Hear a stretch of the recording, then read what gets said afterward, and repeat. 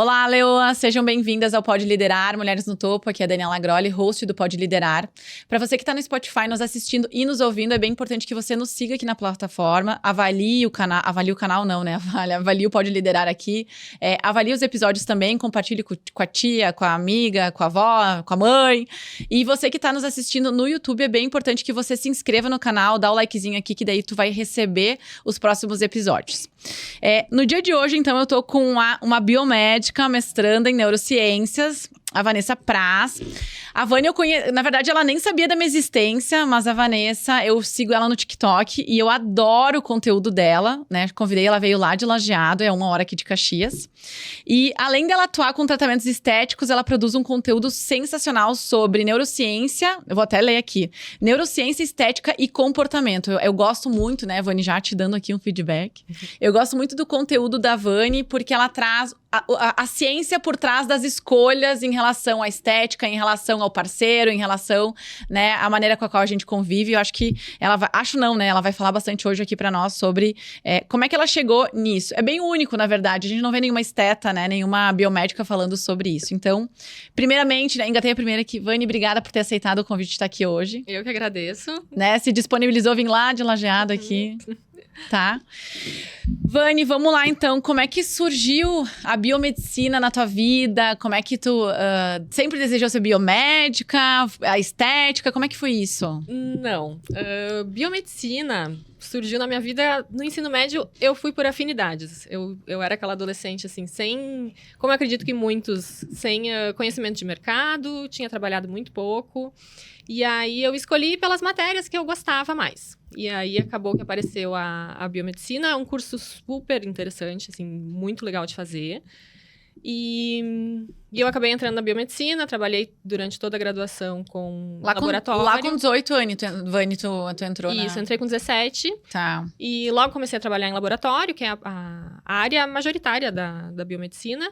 Só que eu trabalhava em laboratórios acadêmicos dentro da universidade, que é uma pegada bem diferente de laboratórios que prestam serviço para hospitais, para público externo, assim. E aí lá no final do curso que eu me dei conta, assim, e agora? E agora? Quando eu tive contato, então, com laboratórios de mercado, né, de prestação de serviços externos, que eu me dei conta, assim, eu acho que não é isso que eu quero fazer. De análise clínica, assim? Isso! Uhum. Tá, legal. Daí tu identificou que não era o que tu queria? Não era o que eu queria. A biomedicina, ela é um curso muito teórico e ela abre várias áreas de atuação, o conselho permite várias áreas de atuação.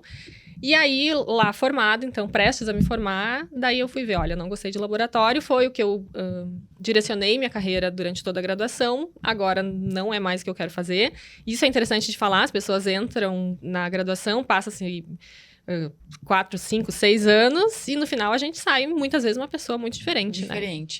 E aí, lá no final do curso, eu fui ver as minhas opções fora de laboratório. E por que tu escolheu a estética? Porque dentre as opções de fora de laboratório, eram duas que faziam atendimento ao público, que eu poderia ter contato com... Que era um negócio que tu gostava. Que eu gostava, que no começo eu era muito tímida, 17 anos, lidava ali dentro com o público interno da universidade. E no final eu já era mais solta, bom, né, agora eu tô super TikToker, né? TikToker. Isso é uma coisa engraçada de falar, quando eu fiz... aconselhamento de carreira, com 17 anos, eu lembro que o psicólogo falou, pra comunicação, e eu, imagina, jamais, super tímida, insegura, assim. E hoje eu penso, olha só onde eu terminei, não tava certo. Mas daí lá no final eu queria lidar com o público e tinham 2 áreas, que era a acupuntura e a estética. E daí eu comecei pós-graduação nas 2. A acupuntura não teve, assim, afinidade, não... Lá em Lajeado tu começou a fazer? Não, daí eu fui pra Porto Alegre. Tá.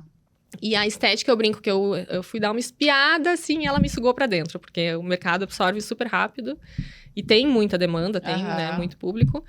E aí eu fui trabalhando coisas em mim, porque eu também era aquela pessoa que dizia, não, estética, aparência, coisa fútil, não, biomédico, nada a ver. Mas conforme eu fui estudando, eu vi que era... O que tu viu? Tudo a ver.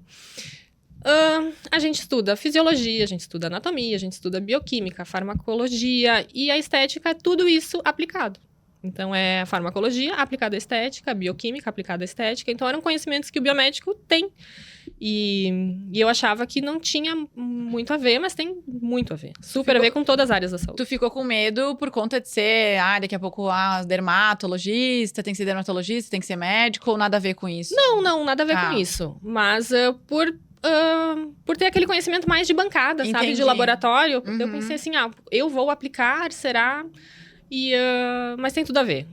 Né? Você tem tendo conhecimento e cuidado. E em que momento tu percebeu que a estética era... Tu disse, ela me puxou pra dentro. Por quê?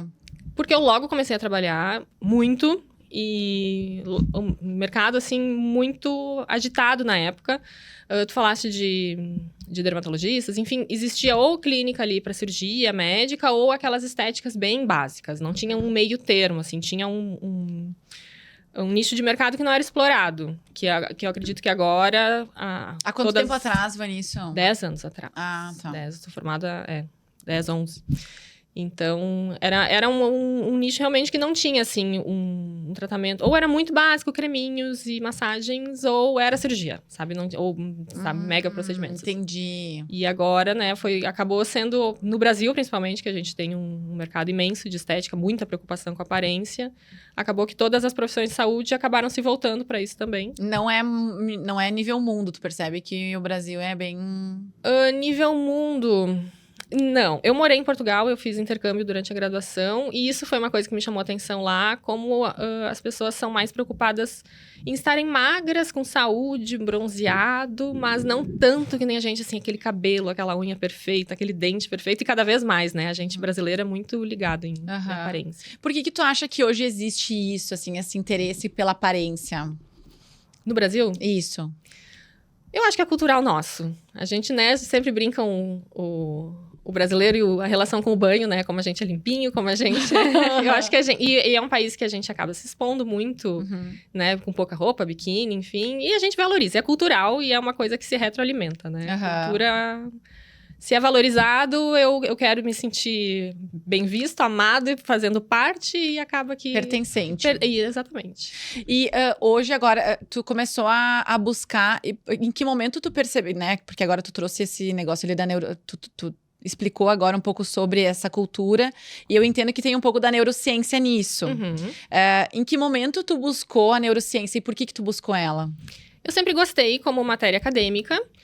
E quando eu comecei a me interessar, assim, por que a gente busca um dente branco, por exemplo? Por que é tão importante? Exatamente a pergunta que tu me fizeste. Por que a gente quer um cabelo assim? Por que a gente quer uma unha tal? E daí eu fui procurar artigos e pesquisadores que trabalhavam com isso. Na sua grande maioria eram psicólogos, faziam trabalhos na psicologia social, mas neurocientistas também. E era, no exterior, principalmente, as neurociências, elas adentraram muito a psicologia. No Brasil, isso está acontecendo de uns 2, 3 anos para cá. E eram neurocientistas. E eu, como biomédico, pensei, uma área que eu posso estudar também. E fazer, né, um conhecimento aplicado ali também. E o que tu observa hoje, assim, quando a gente fala, o que a neurociência diz sobre isso, assim, sobre... Eu gosto muito dos vídeos que tu traz sobre a escolha do parceiro ou a atração. O que tu observa hoje? O que a neurociência fala sobre?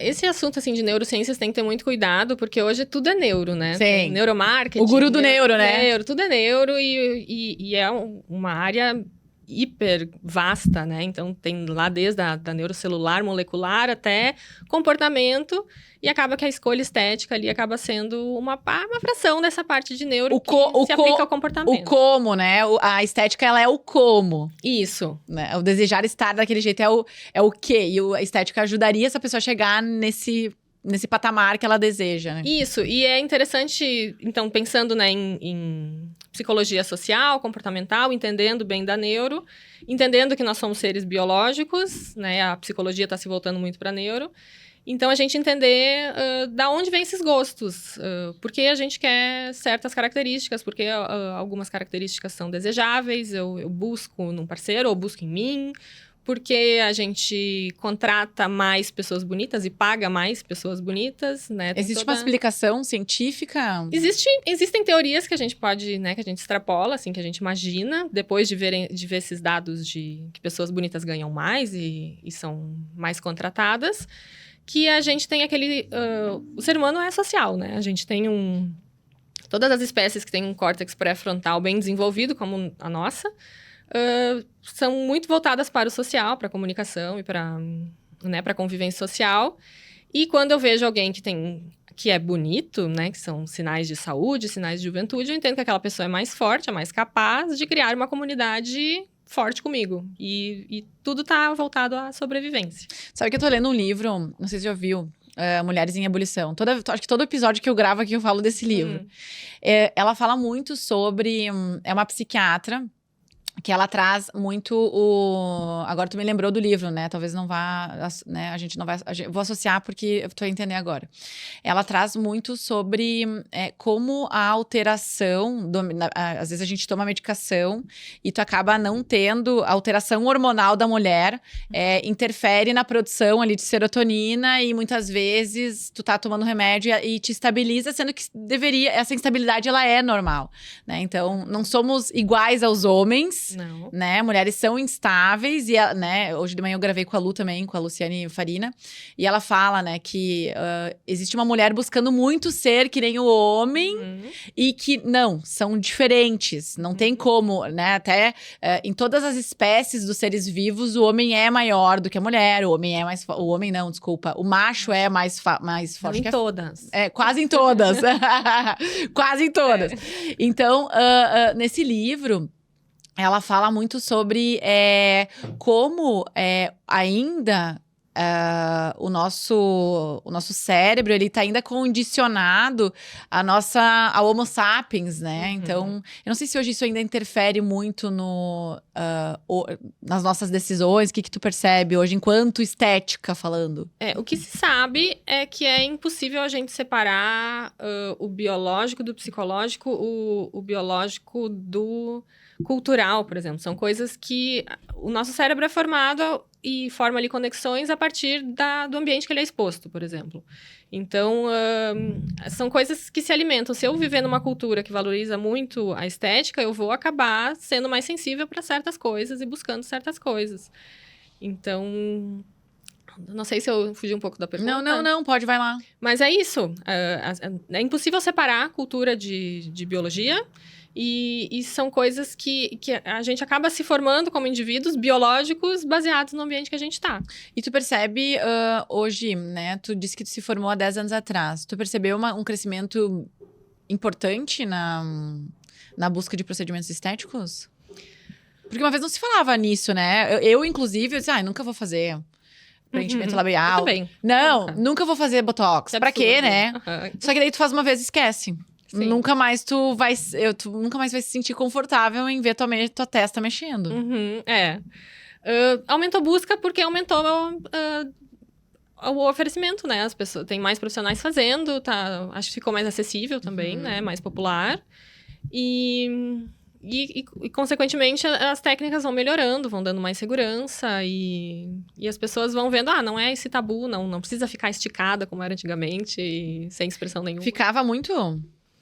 Antigamente eu acho que davam dose. Até que o Botox teve muito preconceito associado, né? Por ficar esticada, paralisada demais. E hoje eu percebo as pessoas confundindo muito ácido hialurônico com Botox. Não sei se tu percebe isso. Sim, chega de Botox na boca. Não tem preenchimento, não tem O que tu fez? Fez Botox. Botox. Botox na boca. Isso. O que tu acha que ainda precisa evoluir na estética? Segurança, eu acho que a gente está sempre caminhando para fazer procedimentos cada vez mais seguros, embora quando acontece alguma coisa, é como quando cai um avião, né? Vira notícia, meu Deus, mas é o meio de transporte mais seguro. E estética também, a gente tem muita segurança, tudo é muito estudado, as indústrias, as empresas estudam muito, fazem um planejamento, um desenvolvimento de produtos cada vez melhores, mas eu acho... Até um pouco por culpa do público, de acreditar em promessas grandes demais e milagrosas demais. Alguns profissionais cedem a isso e acaba que a área fica mal vista, digamos, porque não atingiu objetivos ou exagerou ali num procedimento que tem suas limitações, tentou... Se faz muito, agora não se faz mais tanto, mas antigamente aquela harmonização com muitos ml de ácido hialurônico que se bota na testa, no rosto, na têmpora, no mento. E hoje acho que as pessoas estão mais ponderadas, assim. E o que, quando tu fala em segurança, eu vou anotar aqui que eu quero depois te perguntar sobre o peeling de fenol. Quando tu fala em segurança, o que tu quer dizer? Técnicas seguras, produtos seguros, que a gente consiga alcançar resultados com o mínimo de risco possível. Risco sempre vai ter, mas com o mínimo de risco possível. Porque é um pouquinho invasivo, assim. Exatamente. E a longo prazo, existem estudos? Faz mal, não faz? O que se fala? Então, aí que tá. A estética, ela é uma área um braço da saúde que é muito mercadológico e muito comercial. E o comercial se alimenta de novidades, né? Então, precisa, ali, a cada 6 meses... Eu brinco que as pessoas pegam uma tecnologia que já existe há 20 anos, pintam de rosa, botam um detalhe e começam a vender como se fosse uma coisa super novidade, mas já são tecnologias que a gente conhece, produtos que a gente conhece. Demora até a gente estabelecer segurança de algum produto. Então, não é... Apareceu a tecnologia, todas as clínicas estão fazendo, eu vou lá e vou fazer também. Gente, calma, a gente tem que ver esse paciente daqui a 5, 10 anos, 20 anos, Que tipo de... O que tu percebe que tá em alta, que cresceu muito e que não tem... Que tu tá falando, assim, tipo... Por exemplo, ácido hialurônico, muitas unidades, muitos ml de ácido hialurônico, como se faziam 5 anos atrás... na bula do medicamento tá que ele some em 2 anos, 1 ano e meio, a gente faz um lab, 1 ano e meio vai sair. Só que apareceram estudos de uns 2 anos para cá de ácido hialurônico presente ali 9 anos, que ele não foi absorvido. Então, existem várias marcas, existem várias maneiras de fabricar aquele ácido hialurônico. Então, a gente não tinha a promessa de que ele ia sair em 2 anos. Isso era uma estimativa. E agora a gente está vendo que não. E que ácido hialurônico se trabalha em pequenas quantidades, em pequenos ajustes. Eu não consigo remodelar um rosto, algo que deveria, de repente, ser uma cirurgia ou outro procedimento, só fazendo aquele lifting líquido que falavam, que era muito ácido hialurônico, a pessoa ficava super inflada, com uma cabeça enorme. E, porque vai sumir, qualquer coisa a gente tira, vai qualquer coisa absorvendo. sai. Não vai. A gente viu agora que apareceram alguns casos de anos, aquele ácido hialurônico, sem falar do ácido hialurônico consumir massa óssea, por exemplo. Ele ficar ali, colocar no queixo e ele começar a afundar o osso aos poucos. Entendi. Sabe? Então, a gente... para estabelecer segurança, leva tempo. Não é assim... Não se pode cair nessa coisa de mercado a cada 6 meses fazer tudo que aparece. Quando que o procedimento estético, ele passa a ser... ele é normal e quando que ele é perigoso? Normal ou perigoso? Tu entendeu minha pergunta? É que normal... Quando que ele deixa de ser normal... Diz assim, um resultado natural? Perigoso, a gente tem vários riscos associados. Mas o perigoso, quando eu quero dizer, é uma pessoa que na tua percepção, uma mulher, né, que na tua percepção, teoricamente, ela não teria necessidade de fazer, e ela faz e volta. Sabe aquela, não sei se tu lembra, não sei se foi, eu não sei se foi aqui em Caxias que aconteceu essa história, mas daquela mulher que ela morreu de tantas sessões que ela fez de bronzeamento artificial, não sei se tu lembra dessa história. Eu acho que era, não sei se era aqui em Caxias. Por quê? Porque era permitido por lei que era 3, uma vez a cada, só que ela ia em várias empresas. Nossa. Exato. E ninguém pra frear, Exato, né? Então é nesse sentido. E ela mesma, né, porque ela tava fazendo, mas ela tava fazendo em 2 ao mesmo tempo, mas ela fazia todos os dias. Então ela, né, enfim, ficou mal e tudo mais. Não sei do que morreu, enfim. Mas o que eu quero dizer com isso? Até que ponto passa a ser...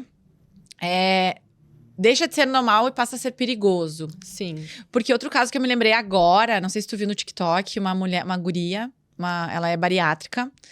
E aí foi assim, fulminante no Instagram, no TikTok lá. Que ela super cancelou o médico, porque o médico não quis fazer a cirurgia. Tu viu, né? Óbvio.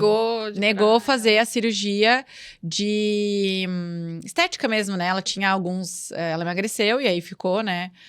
Algumas sobras de pele e ele se negou a fazer, né? Então, no meu entendimento, ele identificou que era perigoso fazer nessa pessoa que estava, talvez, cognitivamente ou distorcida, ou Exato. não tá, né? Então, até que ponto o procedimento estético, ele deixa de ser normal, ele passa a ser perigoso. Assim, não o procedimento, mas a busca da pessoa, a expectativa da pessoa. Exato, pode ser. O que se sabe é que quanto mais exposto a gente é a algo, mais a gente acha aquilo normal. Tem uma pesquisa bem legal que eles pegaram voluntários e mostraram para eles fotos de pessoas com um nariz, uma largura de nariz harmônica, digamos assim, o que é normal na espécie humana, né? Nariz entre essa faixa de largura, assim. E aí tinha um que era mais fininho. E aí as pessoas todas identificavam, esse é o mais fininho, esse é o diferente. Só que daí eles começaram a mudar até o ponto de que todos eram apresentados bem fininhos, assim, fora da anatomia, muito estranhos. E quando aparecia o normal, a pessoa dizia, não, esse aqui é o estranho, não os finos. Então, quanto mais a gente é exposto a algo, mais a gente acha aquilo natural. Mas faz parte. Mas faz parte. Se a gente olha imagens dos anos 90, por exemplo, que eram os corpos das mulheres, as dançarinas do Chan, elas não eram bombadas, elas não eram mega secas, né, rasgadas, assim. E quando começaram a surgir essas mulheres mais fortes, estilo paniquete, assim, a gente dizia, não, muito forte, parece homem. E hoje não, hoje todo mundo quer ser definidinha, quer ser volumosa, né? Então, as coisas a gente vai se acostumando. E é ali que mora o perigo. A gente perde a referência do que é normal. Isso explica quando a gente faz preenchimento labial e 2 meses depois tu já acha que... Exatamente. Não, diminuiu o ácido ou fui eu que me acostumei com essa boca? Isso, as pessoas querem ficar com aquele inchaço dos primeiros 15 dias. Isso acontece muito. Ah, tá, entendi.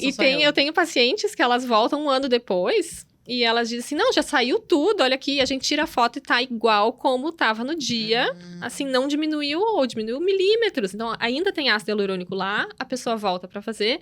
Se o profissional não tem esse freio, e eu sempre digo que o profissional deve ser um freio, porque a paciente vem enlouquecida, ela quer fazer tudo. Então, se não tem esse freio de dizer, olha, mostrar, olha aqui, tá igual e tal, tá melhor, ainda tá, né, ainda tem. Vai colocando camada em cima de camada, e aí que a gente tem problema de segurança, né? E aí, de novo, aquela pergunta, né, que eu te disse. Então, agora talvez tu tenha me respondido, tu tenha me dado a resposta. O profissional, ele é extremamente fundamental no o que é normal e o que é, talvez, um problema. Só que o profissional também é humano, né? E ele é muito exposto, dependendo onde ele tá trabalhando, qual o público, qual a clínica, ele vai começar a achar normal também. Perde a referência do que é... natural também. Sim, ele também passa por isso. Claro, né? Humano, normal. Uma das coisas que a gente estava falando, Vani, que eu acho que é importante a gente, né, conversar sobre, tu trouxe que, né, a gente conversando antes, eu queria que tu falasse um pouco sobre o que tu observa. Tu trouxe, assim, que para mim até me chamou atenção e eu nunca tinha parado para pensar. O não se aceitar, não é isso, né? Mas é cultural do povo, né? Do brasileiro, enfim, do Homo sapiens, modificar, buscar mudanças, inclusive estéticas. Tu trouxe ali o exemplo das tatuagens, que mais? Não lembro. O que é isso? O primeiro livro que eu li de um neurocientista que estuda a atratividade humana, o primeiro parágrafo dele ali nas primeiras páginas, ele fala que é da espécie humana se modificar e modificar tudo ao redor. Então, o que a gente vê? A gente vê um terreno, a gente já derruba as árvores, faz uma casa, faz uma rua, e a gente faz isso com o ambiente, a gente faz isso com os nossos corpos desde sempre. Então, se pensar em tribos antigas que aqueles piercings e alargador de que alonga o pescoço, alargador de lábio, tudo, a gente sempre fez. Então, não é um fenômeno moderno das pessoas que são vítimas da mídia, que a mídia está dizendo para elas fazerem tratamentos para ficarem assim, assado. Isso é parte do humano e sempre vai ser. Nossa, tem inúmeros exemplos de escurecer gengiva para o dente parecer mais claro. Isso antigamente, assim, ou agora? Até tribos hoje, mas fora, assim, desse nosso mundo urbano, ocidental, que quebrar ossos dos pés para o pé parecer menor, ter um formato menor, assim, tem coisas absurdas que ocorrem. Então, quando eu falo assim, a gente não vai evoluir até um ponto de não se modificar mais, porque eu acho que isso faz parte do ser humano, mas a gente vai evoluir em técnicas para fazer as modificações ficarem cada vez mais seguras. E quando tu fala sobre atratividade humana, por que tu estudou isso? Eu cheguei nesse ponto porque se fala muito, vamos na clínica de estética para ser mais bonita. Tá, mas o que é bonito? Daí vem, né, a beleza está nos olhos de quem vê, a beleza subjetiva, o que eu acho bonito, tu não acha bonito. Então, não é beleza do ponto de vista do belo, mas quando a gente vai numa clínica de estética, a gente quer ficar mais atraente. E isso é claríssimo olhando as modificações que a gente faz. Então, o que é importante, por exemplo, na atratividade de uma mulher? Que ela pareça jovem, fértil, pensando bem em biologia básica. É assim, isso que eu aquela quero coisa, saber. assim, bem primitiva. Não quer dizer que todo mundo vai pensar assim. Mas... Não conscientemente, né? Não conscientemente. E pode estar ali modificado pela cultura até um ponto que, de repente, não gosta, né? Mas, assim, a mulher... e o homem também, né? Mas fértil, forte, que vá formar uma sociedade que sobreviva. Quais são os sinais na mulher? Cabelo denso, né? Não necessariamente longo, isso já é coisa cultural, né? Depende do lugar, mas que tenha bastante cabelo, não tenha falhas, que tenha olhos maiores, que tenha cílios aparentes, que é um sinal feminino bem importante. Uma mudança ali na tonalidade da pele, quer dizer que ela tem uma dieta saudável, que ela tem... existem até estudos mostrando que o exercício físico modifica o padrão, o perfil de gordura. Com menos gordura, a gente acha as pessoas mais atraentes. Isso, assim, primitivamente falando, Que não legal. é uma coisa da mídia te empurrando os corpos magros, né? Mas então tem tudo que a gente faz em clínica de estética para melhorar a atratividade desse ponto de vista bem primitivo, assim. Dentes mais brancos, lábios mais cheios, proeminência óssea, né? Mulheres têm mais destaque para maçã do rosto, homens mais para mandíbula. E aí, quando entra a cultura, há uns anos atrás, era muito famoso fazer o preenchimento nas mulheres de mandíbula. Que daí se invertia. Uns anos atrás, que se deixava aquela mandíbula super reta, quadradona. Isso não é um padrão feminino, é um padrão masculino. Então, a gente começou a ser exposta a isso e acabou querendo todo mundo ter aquela mandíbula mais quadrada, que é um padrão masculino. E aí dá pra levantar várias teorias, né? Se a mulher quer ter mais força, quer aparentar mais... Masculinidade, por que não, né? Mais segurança, mais força. Pode ser. Mas daí é a cultura influenciando, né? Mas esses pontos bem primitivos, assim, são o tamanho dos olhos, cabelo, tom de pele. A gente sempre vai querer uma pele mais homogênea. Isso também faz parte. Sem lesões, sem sinais aparentes de doença, né? Que não tem uma pele amarelada, uma pele esverdeada. Isso explica bastante coisa, né? Não ter espinha. Exato. Blush, né? Blush, coradinha. Contorno. Né? Aí. E tu traz bastante, assim, se a gente puder falar um pouco sobre casar essa atratividade humana, porque me parece ser científico, existem estudos sobre isso. Gente... Não são vozes da tua cabeça. Não, tem a ver com fertilidade, então até o padrão de corpo feminino, masculino também. É atratividade, né? Qual é a intenção primitiva? É reproduzir. Exato. E o que isso tem a ver com uma das coisas que tu traz e que eu acho sensacional também, é o fato de muitas vezes as pessoas acharem que o corpo da mulher está sendo explorado. Sim. A imagem, desculpa, não o corpo. A imagem, né? A imagem da mulher. O corpo. Tem um estudo muito legal também que eles mostraram fotos de mulheres bonitas, mais atraentes, tanto para voluntários, tanto para homens quanto para mulheres, heterossexuais, homossexuais.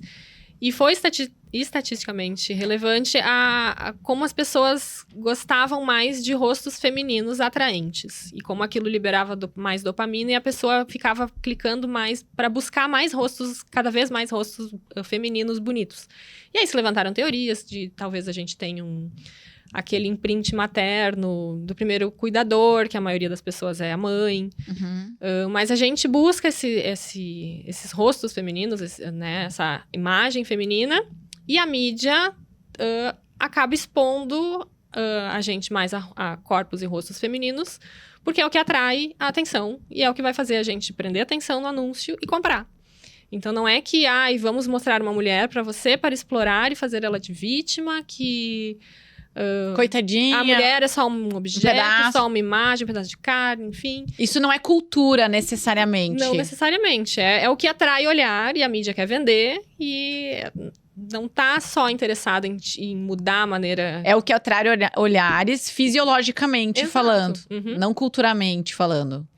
Aliás, Pode ser que se retroalimenta. Não, exato. Na verdade, assim, começa por uma fisiologia, né? Por uma, Isso. sei lá, por uma descarga ali de dopamina. Isso. E aí, consequentemente, vai se retroalimentando. E até virar cultural. Exato. Se cria uma cultura em torno Exato. disso. E agora é o que é, né? A gente, se fizer uma busca rápida ali, capas de revista nas imagens do Google, vai ser majoritariamente rostos femininos.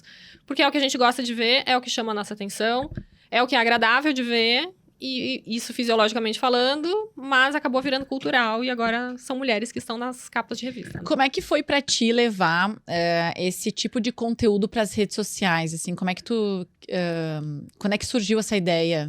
Foi sem querer. O TikTok apareceu, assim... Ele tem um algoritmo diferente, né, do Instagram. O Instagram é quem te segue e tal. E eu gostava muito desse assunto. E um dia eu fiz um vídeo sobre como a tonalidade de pele, independente da etnia da pessoa, como uma leve tonalidade alaranjada, deixava as pessoas mais atraentes. Os voluntários elegiam aquelas pessoas alaranjadas como mais atraentes. E aí eu fiz um vídeo sobre isso bem despretensioso, botei e saí. Fui dormir, fui pra academia, e no outro dia eu entrei e tava bombando, assim. E aí eu pensei, as pessoas se interessam por isso. Daí eu comecei a compartilhar vários conhecimentos. Como é que é esse estudo? Eles pegaram rostos e modificaram por computador. Um rosto bem pálido, um rosto com uma tonalidade que parecia bronzeada de sol, tonalidade de melanina, e um rosto meio alaranjadinho, assim, coradinho. E a maioria dos voluntários considerou o rosto mais alaranjado como mais atraente. Então, não é o bronzeado que deixa a gente mais bonito, embora culturalmente no Brasil seja muito valorizado. Mas é aquela percepção de que tem uma pista de que aquela pessoa é saudável. Tá. Até o nome do estudo é isso, é a pista, a coloração de pele como uma pista de saúde. Tá. E aí fizeram isso em fotos de caucasianos, e depois fizeram isso em fotos de pessoas afro e asiáticos, e se repetiu. Olha Então, só, que interessante. A dieta... Sem nenhuma justificação, nem cultura, talvez não interfira, né? Não, exatamente. Independente da cultura. E aí em todos esses voluntários, eles acharam como se fosse uma pista de saúde, e até esse pesquisador, ele deu uma entrevista, ele falou que a saúde é o novo sexy. Então, né, ter saúde é o principal sinal de Mas beleza. esse vídeo, ele bombou, ele viralizou. Viralizou. E ele viralizou negativamente ou positivamente? Positivamente. Sempre tem quem aparece, porque como eu falei dos exemplos caucasianos, apareceram, mas é o tom de pele, é racista, é não sei o quê. E daí depois eu apresentei o outro estudo com outras etnias, enfim. Sempre vai ter, né, quem acha problema, quem gosta de... E quando tu começa a falar sobre, quando tu começa a falar sobre a mulher e, enfim, talvez ser a vítima da exploração de imagem, assim, como é que a internet vê isso na tua percepção? É delicado, porque a gente não pode negar que existe violência, que, né, a mulher é mais fraca, né, acaba em ambientes que não tenham ética e não tenham, né, homens cuidadosos, digamos. Mas é uma realidade para muitas mulheres, mas no ambiente que a gente tá, eu acho que não cabe esse tipo de vitimismo, assim. Assim como a gente estava conversando antes, é entrega. Sabe, não achar, sou vítima por ser mulher, ou não me contrataram. O que eu observo, na verdade, né, antes a gente tava falando, né, antes de começar a gravar, o que eu observo bastante é o quê? O mundo machista, ponto. Existem duas alternativas. Ou tu olha pra isso como uma oportunidade, né, como uma perspectiva de poder galgar uma perspectiva, um cargo de liderança ou até um empreendedorismo, ou tu utiliza isso como uma muleta, ponto. Exatamente. Né? Então, aceitar ou ficar falando que não vai mudar a realidade. Não vai mudar. E como a gente estava falando também, o mercado de trabalho, historicamente, foi desenhado para homens, né? Que a mulher ficava mais em casa e depois ocupou espaços. E a gente segue ocupando espaços no mercado de trabalho que, de repente, homens não conseguem ocupar muito bem. Exato. E vai por ali, então, sabe? Não... Que às vezes, acho que é uma confusão que se faz muitas vezes, que a gente estava falando antes, né? Do ser... a mulher, ela tem algumas habilidades, algumas competências, e o homem tem outras. Exato, são diferentes. Exato. Pontos são diferentes. Show. E assim, não se coloca uma do lado da outra, não se anula uma do lado da outra. Isso. São perspectivas diferentes sobre a mesma coisa. Eu sempre falo isso, eu amo a Cris Paiva. E ela foi no podcast lá do Vilela, e ela falou assim, Vilela... se a gente tá indo pra um show, eu e tu viu esse vídeo? Nossa, sensacional, é só pra quem tá ouvindo. Ele falou assim, ela falou assim, por que estourou o pneu e caiu o botão da tua camiseta, né, da tua camisa. Por que eu vou ter que ficar 2 horas trocando o pneu e tu tentando colocar o botão da tua camisa, se eu faço isso mais rápido e tu, né? Então, existem... Eu sei fazer, mas... Não precisa, sabe? Tem quem faça melhor, seja mais competente naquilo, vai. Exato. O que acontece muito hoje, e eu falo bastante, é o quê? A mulher, para ela estar no empreendedorismo, ou não só no empreendedorismo, mas num cargo de gestão, se exige 2 coisas, que é tomada de decisão e posicionamento. Isso é agressividade. Ponto. Não é da mulher ser agressiva, né? Então, são mulheres agressivas aquelas que, talvez ali na minha geração, que idade tem? 34. Então não sei mais idade. Então, na nossa geração, aonde a gente que foi criada para o quê? Para ouvir que não dependa de homem nenhum, trabalha para não ter que depender. Então, tu se cria e se desenvolve pensando, tá, beleza, eu tenho que eu dar conta, ser autossuficiente. E aí eu me banco e eu desenvolvo essa agressividade, essa proteção, o prover, que é o papel do homem, Homo sapiens, né? Então, eu vou para uma empresa onde a maioria dos gestores são agressivos, são homens. O homem, naturalmente, ele é imponente, ele é agressivo, ele é sério, ele é prático, objetivo. E aí vai uma mulher sensível. Tu fala um pouco mais direto e objetivo, na perspectiva... Nem toda mulher aguenta. Exato. Na perspectiva da mulher é o quê? É grosseria, vou chorar. Então, o quanto que horror, né? Mas assim, que fique claro... Não estou dizendo que não se pode chorar. Se pode, se deve. Existem lugares para chorar, né? Isso é uma vantagem feminina que a gente é mais permitida ser mais emocional. Vulnerável, frágil, exato. Existem lugares para se chorar. Mas quando tu tem que estar num cargo de gestão estratégico, à frente de uma companhia que depende de... Cara, a empresa é o quê? É agressivo, é resultado, é fluxo. Meta. Dinheiro, né? Tomada de decisão. Mulher, o que ela precisa ter? Agressividade. Mulher não tem naturalmente, tu entende? Mas é possível desenvolver. E aí as pessoas entram na exceção. Mas fulana é bem agressiva. Tá, mas ela não é a média. Ela é diferente. E homens e mulheres são diferentes. Exato. Então, é isso que eu observo. Que é isso que eu te falei, que às vezes me chamam de machista. No sentido do que, tu direciona muito o teu conteúdo só para mulheres. Fala dos homens também. Não, mas eu não tô falando de homens. Eu estou falando de mulheres. Né? Então, o homem, ele já nasceu líder. O homem, ele já ocupou o espaço dele na sociedade. Ele já tem isso. Agora é a mulher que tem que conquistar, fazendo o quê? Trabalhando, se posicionando, dando a ideia dela, né? Sim, e a mulher tá muito atenta, eu noto ultimamente. E uma coisa que tem que se tomar cuidado o homem já tem a posição. E muito homem, às vezes, acha, já tá garantido, eu não preciso fazer nada, e acaba ficando frouxo. Exato. E a mulher passa e atropela. Atropela, né? Exatamente. Então, isso eu observo bastante, assim. Hoje, na estética, não tem uma procura de homens, tu observa? Não, muito. Muito pouco. Assim, a aparência é majoritariamente preocupação feminina. Alguns homens, ultimamente, têm procurado, mas muito pouco. Não saberia dizer, assim, quanto, mas, sei lá, uns 5% pacientes masculinos. E tu acha que a estética, ela melhora ou transforma a autoestima de uma mulher? Não. Isso é polêmico também. Não? Eu não acho. Eu acho que é um trabalho que vem de dentro e acaba aflorando, acaba refletindo no externo. Por exemplo? Se ela estiver deprimida, estiver achando que não é capaz, que ela não merece estar num ambiente legal, tu pode deixar ela mais linda, ela vai se achar até estranha, sabe? Aquelas pessoas que se arrumam, nunca se arrumam, daí se arrumam pra uma festa, ai, não, eu tô arrumada demais. Não. Não se reconhece. Não se reconhece.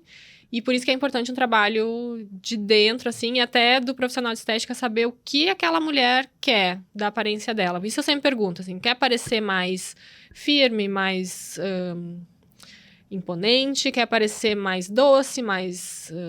E elas têm clareza disso? Nunca, não. Elas vão no padrão, no que é apresentado. Manada, efeito manada. Ah, todos os queixos são finos, eu quero fazer um fino também. Todos os lábios são grandes, eu quero fazer um grande também. E às vezes nem harmoniza no rosto da pessoa. Ou às vezes elas nem sabem o que elas querem, mas eu quero esse rosto aqui. Não sei o que tem esse rosto, mas eu quero. É, exatamente.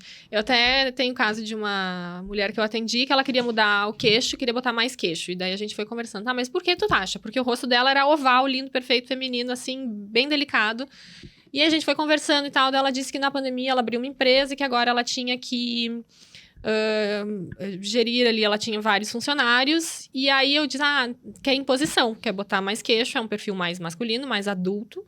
E quer botar mais queixo pra ter mais essa imposição. E daí nós colocamos, mas depois de entender o que ela queria. Mas olha que engraçado, eu já fico pensando, né? O quanto talvez ela busca esse recurso externo, porque ela muitas vezes não tem autoconfiança ou autoconsciência também. Autoconfiança e segurança de poder portar e se posicionar. Sim. E é muito emocional, né? Sim, muito. É muito cognitivo também, né? Por isso que tem que ter um trabalho em conjunto, assim. Não, só a aparência, só a casca... Não vai dizer nada. Vai dizer a maneira que as outras pessoas talvez te percebem e te tratam, mas não como tu te vê. Isso é... Assim, até tem alguns estudos mostrando, como eu me vejo no espelho. Vou repetidamente me vendo no espelho mais arrumada, mais bonita. Na pandemia, as pessoas estavam se achando deprimidas e mal, porque não se arrumavam mais. Mas... É um trabalho aos poucos, assim. Só mudar a casca, na minha visão, não adianta. E, Vani, agora que eu me lembrei daquela, né? Essa semana faleceu aquela menina que fez... Que agora, pra mim, é outra coisa, assim, ó. Boom. Até falei, né, a Rafa, que tá aqui com nós. Eu disse assim, eu e a Rafa, a gente tem o quadril mais largo. Não, na verdade, a gente tem o quadril mais largo e tem panturrilha. Daí eu mandei uma mensagem pra Rafa. Eu disse, Rafa, será que a gente não tem lipedema na panturrilha? Daí ela disse assim, não, Dani, eu acho que a gente só tem a panturrilha grossa. Então, assim, já tipo assim, ó. Uma nova estética desbloqueada, que era um negócio assim que... Não percebia, agora tá vendo. Não, exato. Claro que eu via mulheres, muitas vezes, com o tornozelo mais grosso, né? Quadrilzinho enxutinho, assim, mas tu via, não cabe. Só que daí tu pensa, é biotipo, é genético, não tem muito o que fazer. Agora tem a tal da lipoedema, né? Que agora se faz, como é que é o nome? Lipoaspiração. Se retira. Exato. Então, agora né? O que tu acha disso? De buscar cirurgias? Não, o que tu acha do lipedema? Eu vi tua cara, agora te botei em Eu acho lipedema. Gente, é um problema que se te incomoda. Tu acha que é real? Tá, é real. Sim, tá, é real. Perfeito. E Achei se resolve em cirurgia. Tá, perfeito. Ponto. Entendi. Quer fazer? Não. Eu confio na Rafa. Eu tenho. Não, é normal, assim, mas eu mandei pra ela brincando. Sim, não, mas é um problema que parece que são dois corpos, né? Da cintura pra cima. Sim, mas é um negócio absurdo. Sim. Né? Tipo, é uma desproporção importante, né? E que traz dor e qualidade de vida, movimentação. Exato. Só que daí, esse é o problema muitas vezes do acesso ou do bombardeio de informações sobre essa menina que faleceu, né? Que ela morreu depois que ela fez. Lipedema, né? Eu acho que era lipedema. Eu li alguma coisa. Mas aí depois eu fui ver, na verdade, ela fez no joelho, mas assim, ela já tinha feito antes da lipedema, ali na mesma cirurgia, ela já tinha feito uma lipoaspiração na barriga. Então, assim, já tava no final da cirurgia quando ela foi pro joelho. Sim. Né? Então, o que tu percebe desse movimento em relação, né? O termo que a gente tava falando da atratividade humana para esses... Não sei se é exagero também, né? Porque daqui a pouco não era. Era o trabalho dela. Ela ganhava... O trabalho dela, pelo que eu sei, era como imagem, modelo, né? E, assim, é o trabalho dela. Se ela buscou um procedimento, se precisava, se não precisava. Não precisava pra quem? Pra quem não trabalha com imagem, talvez ela estivesse perfeita, maravilhosa pra andar na rua aqui. Mas pra conseguir trabalhos e Vender, vender, de repente, pra ela, precisava. trabalha com o corpo. E tem risco envolvido. E infelizmente aconteceu. Eu não acho que foi uma pressão. Bom, é difícil, né? Porque é um caso muito específico e a gente não conhecia ela. Não, e a gente tá aqui opinião, né? Pelo amor de Deus. É opinião, mas é o trabalho dela. E se ela achou que era necessário pra ela trabalhar mais, ou... Né, a gente até vê muitos modelos. A Bella Hadid fez umas modificações no rosto. Ela tinha um rostinho bem melancólico, bem menininha. E ela puxou, fez fox eyes. Porque aquilo vende mais. E o trabalho dela, como modelo, é vender um produto. Uhum. Então, se ela achou que era necessário. Que louco isso, né? Eu acho bem... Não acho que é pressão. Da pressão trabalho, né? Uhum. Só que é complicado, porque não é assim, vou fazer um curso para melhorar o meu trabalho. Ela teve que mudar o corpo dela e tem muito mais É uma risco linha, associado. é uma linha tênue, né? Exato. É uma linha tênue. Uhum. E hoje, assim, tu tava trazendo ali antes... Ai, o que eu tinha te perguntado antes? Que era eu queria falar... do TikTok ali, quando começou a produzir conteúdo. Hoje é um negócio, não é? Tu utiliza para divulgar o teu trabalho. O que tu tem percebido com a produção de conteúdo?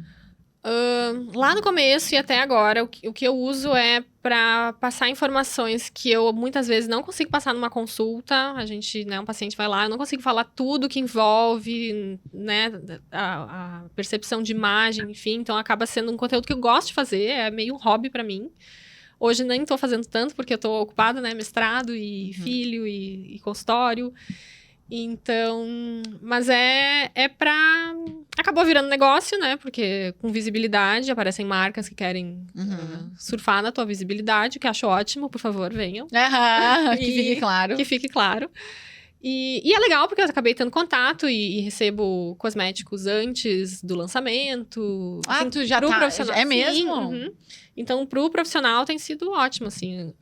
Até aumenta, as pessoas gostam de falar, porque só quer vender. Não é, gente. Tem por trás daquela empresa que quer vender, tem uma equipe de desenvolvimento que quer fazer um produto legal pro seu público. Então, não é... Costumam demonizar essa coisa de monetizar e vender, mas são pessoas ali trabalhando também. Exato. Sim, tudo bem, eles querem ganhar dinheiro, mas assim, não é a qualquer preço, né? Daqui a pouco, Exato, né? Estão fazendo um produto legal e tal. É. E tu divulga os produtos? Nunca vi tu divulgando. Sim, já fiz Nos publicidade. stories, aonde Mais no TikTok e no Reels. Tá. Mas tem de algumas marcas de cosméticos, sim. Que tu recebe antes de divulgar. Daí, né, fecha contrato, enfim, pra publicidade. Show. Tá, e tu fez isso, tu buscou uma mentoria, tu buscou alguém, ou tu começou a... Eu tenho uma agência que prospecta essas empresas pra mim, me manda, o que tu acha dessa empresa, porque tem coisas, por exemplo, que eu não faço, colágeno, por exemplo. Eu acho que colágeno oral não tem nenhuma fundamentação, então é uma coisa que já me apareceram pra vender e eu nunca... E é a tua agência que capta, assim. Isso. Que legal. Bem legal. E, Vani, tu disse que tu tem um filho, né? Tenho um filho de 5 anos. 5 anos. Uma das coisas que eu falo bastante, né, sobre a carreira é também o maternar, né? E não seria diferente contigo agora, né? Como é que foi o processo, assim? Tu tá... ele tem 4, 5 anos? 5, já fez 5. Como é que foi maternar? Porque tu é autônoma, né? Sim. Como foi o processo? O processo, eu decidi, quero engravidar. Aí eu comecei a me programar financeiramente, porque eu pensei, vou ter que ficar uns meses ali, dedicada, né, ao meu filho. Eu queria, desde que ele nasceu até eu reduzir, pelas manhãs eu fico com ele normalmente, né, agora não tem dado tanto, mas, né, reduzi e me programei financeiramente, vai ser assim, e aí eu tive o filho. Foi tudo programado por mim. No caso.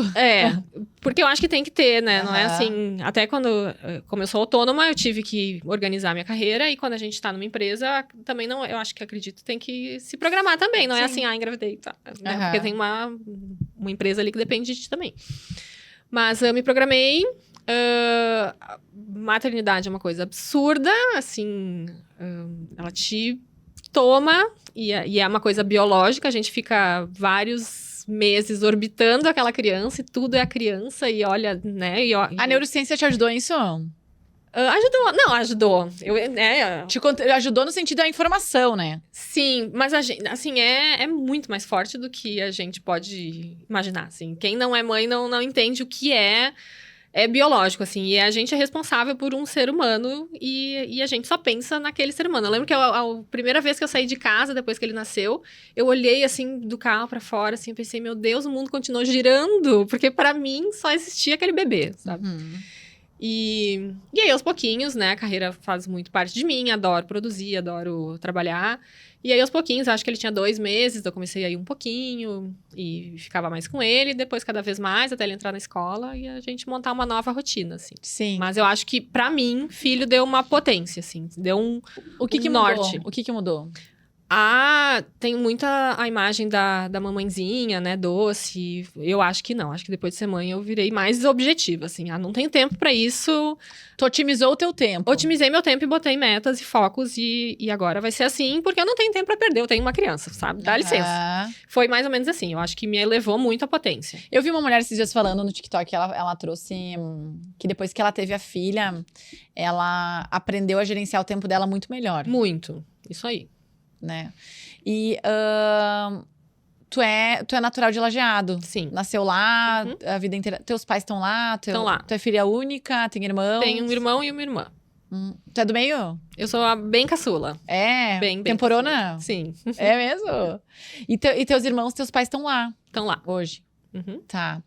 E como é que foi esse processo ali né, agora entendendo assim, de buscar a biomedicina? Os teus pais, eles não são dessa área, eles te incentivaram? Não entraram muito, assim, não interferiram muito, deixaram eu escolher o que eu queria. Sim. E quando como é que é o nome do teu filho? É Davi. Davi. E hoje tu consegue ficar de manhã com ele e durante a tarde, daí tu trabalha até altas horas. Altas horas, daí ele... Noite adentro. Normalmente. E com quem que tu conta? Tem rede de apoio? Como é que é isso? Isso também é muito importante pra quem quer ter filho.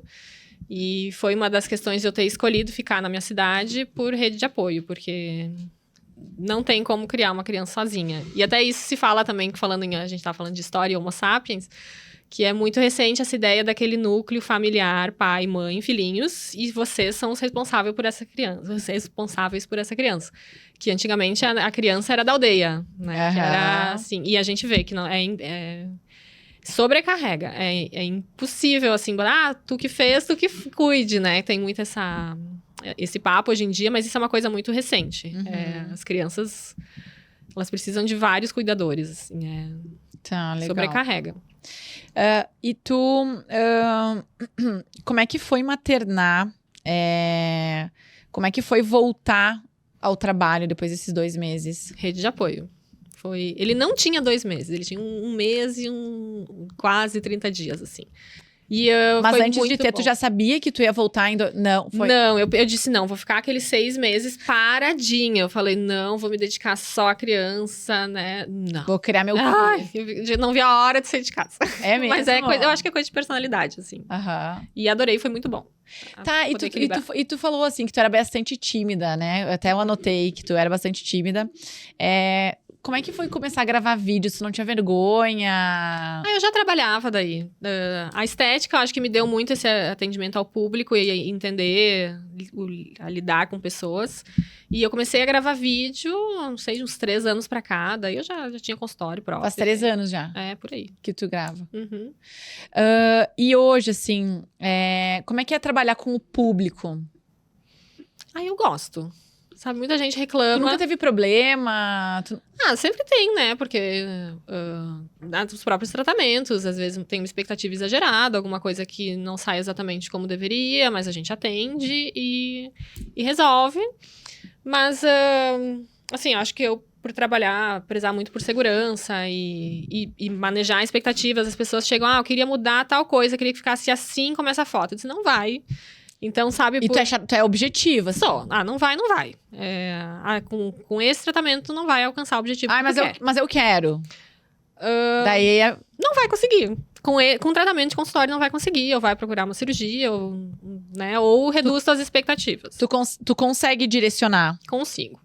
Até porque... a gente tinha falado de de um médico que negou fazer uma cirurgia, né? Isso. Sim, a gente fala Não faz, porque não vai alcançar. Então, não tem como eu prometer uma coisa que não vai chegar no objetivo que a pessoa quer. E dela vai gastar dinheiro, e gastar tempo, e eu também vou me desgastar ali pra fazer uma coisa que não vai funcionar. Então eu falo. E Vani, tu acha, lá quando tu decidiu fazer tua faculdade, tu imaginou que tu ia chegar onde tu chegou hoje? Ou melhor, tu se considera com sucesso? Ai, me considero. Eu acho que de uns anos pra cá, depois do filho, principalmente, né, que eu fiquei muito mais objetiva, assim, eu passei a fazer um monte de coisas que eu tinha deixado meio de lado. Depois eu faço, eu tenho tempo.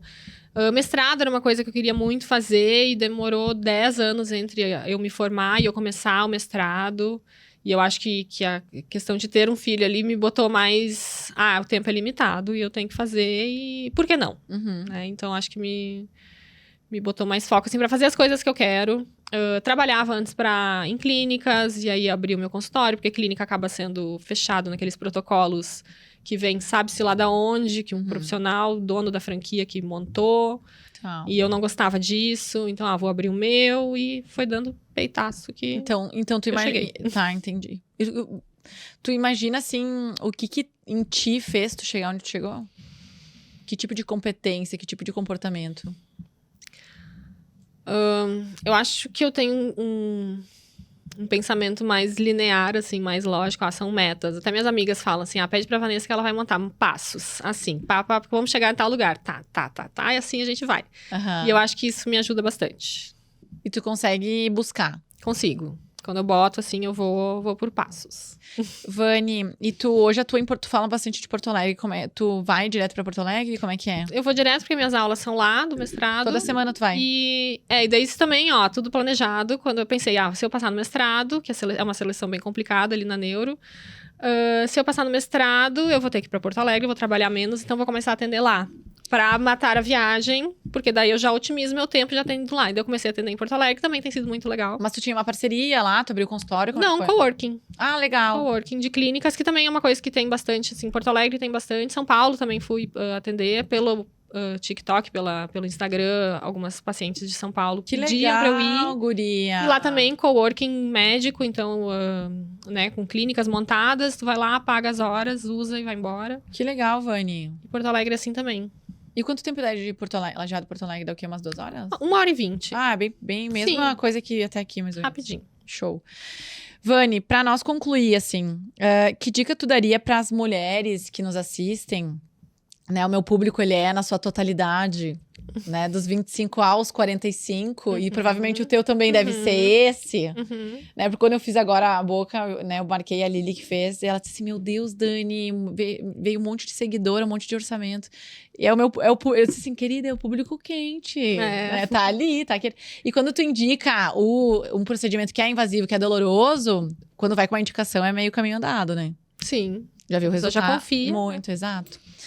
Que tu, essas mulheres que estão nos ouvindo, assim, que dica tu daria pra elas que desejam empreender, que desejam ascender na carreira, desculpa, que desejam um cargo de gestão, que tu dica daria, assim, pra elas? Em relação à aparência?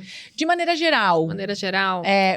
Utilizando a tua história. Sim, eu acho que a gente falou, né, que as mulheres são mais emocionais, mais sensíveis, mas eu acho que tem que segurar a onda um pouquinho e ser um pouquinho mais racional, assim, tem que... Gerir as emoções. Não eliminar, porque até falando de neurociências, a racionalidade pura, ela é burra, porque a gente precisa daquele feedback emocional para saber se a gente tá confortável ou não, e para mudar a estratégia. A gente só muda a estratégia no desconforto, e a racionalidade não tem desconforto, se não tem emoção, não tem desconforto. Mas sejam, assim, mais lineares, sabe? Saibam o que vocês querem primeiro, antes de jogar a carreira na mão de uma empresa ou de um mercado, enfim. Saibam o que vocês querem construir para vocês. Ótimo. Antes de... Eu sempre falo, né, que quando a gente não sabe o que quer, qualquer coisa serve, né? Exatamente. Então é importante ter foco, planejamento. E também não sair fazendo, tem que planejar. Planeja, e essa questão vale também para aparência, sabe? Saibam o que vocês querem fazer, porque só seguir tendência de moda e TV, enfim. E o porquê querem fazer, né? Se de repente o processo ele não tem que começar por dentro para depois, né? Vani, muito obrigada, então, por ter aceitado o meu convite de estar aqui hoje. Deixa teu Instagram, teu TikTok. O usuário é igual, é _ Vanessa Praz, Vanessa com 2 S e Praz é P-R-A-S-S. Tá, a gente vai deixar bem... Vanessa Praz. E sigam lá. É isso Faço aí. conteúdo. Diariamente sobre atratividade humana também, né? Uhum. Entre outras. E coisas que podem ajudar vocês a ficarem com a aparência melhor. Isso aí. E, né, enfim. Gurias, então, que estiveram aí conosco no episódio de hoje, muito obrigada pela audiência aí. Para você que tá no Spotify nos assistindo e nos ouvindo, é bem importante que você siga aqui o canal, que você compartilhe os episódios, que você avalie os episódios e também avalie o canal. E para você que tá no YouTube nos assistindo, é bem importante que você dê o likezinho e se inscreva no canal. Para quem produz conteúdos, né, Vani? Quem produz conteúdo sabe que é difícil. Então, todo likezinho, todo compartilhamento, todo comentáriozinho aí ajuda a gente a crescer. Tá bom? Beijo e eu te vejo na próxima.